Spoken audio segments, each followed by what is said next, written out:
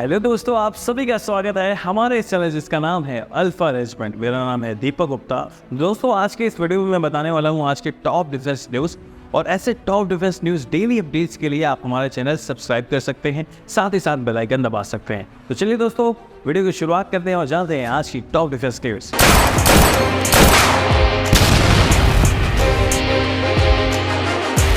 Alpha Regiment. Earn uniform, earn respect. Presents Defense News.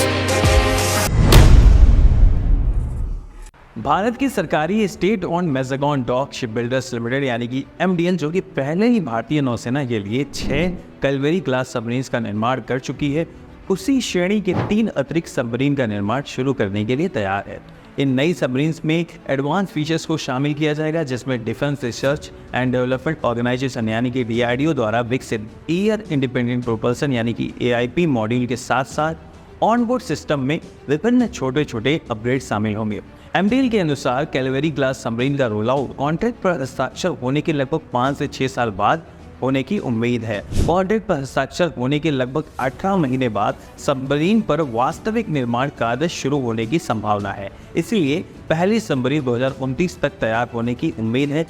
हालांकि यह ध्यान रखना महत्वपूर्ण है कि AIP मॉड्यूल का इंटीग्रेशन, जिसे सबसे पहले 2025 में मुख्य सबमरीन INS कलवरी पर स्थापित किया जाएगा, जिसके कारण इसमें कुछ देरी हो सकती है। टाटा ग्रुप रिलायंस ग्रुप की जगह फ्रांसीसी कंपनी डेसॉल्ट एविएशन के जॉइंट वेंचर, जिसे कि डेसॉल्ट रिलायंस एरोस्ट्रक्चर लिमिटेड DRDL भी कहा जाता है, जो कि प्रमुख दावेदार के रूप में उभरा है।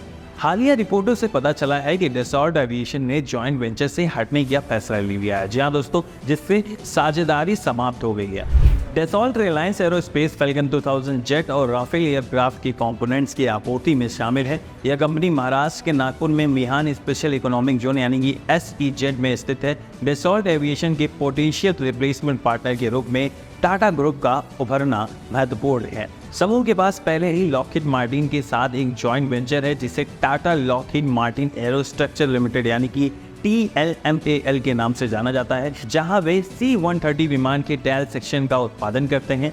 इसके अतिरिक्त टाटा ग्रुप और लॉकहीड मार्टिन स्थानीय स्तर पर F-21, जिसे F-13 ब्लॉक V के रूप में जाना जाता है, उसके निर्माण के लिए साझेदारी में भी है, जिसे भारतीय वायुसेना को medium multi role compact aircraft यानी कि NMRCA प्रोग्राम के अंतर्गत पेश किया जा रहा है। एरोस्पेस मैन्युफैक्चरिंग में टाटा ग्रुप का अनुभव उन्हें डेसॉल्ट एविएशन के साथ जॉइंट वेंचर में रिलायंस ग्रुप की जगह लेने के लिए एक मजबूत दावेदार बनाता है।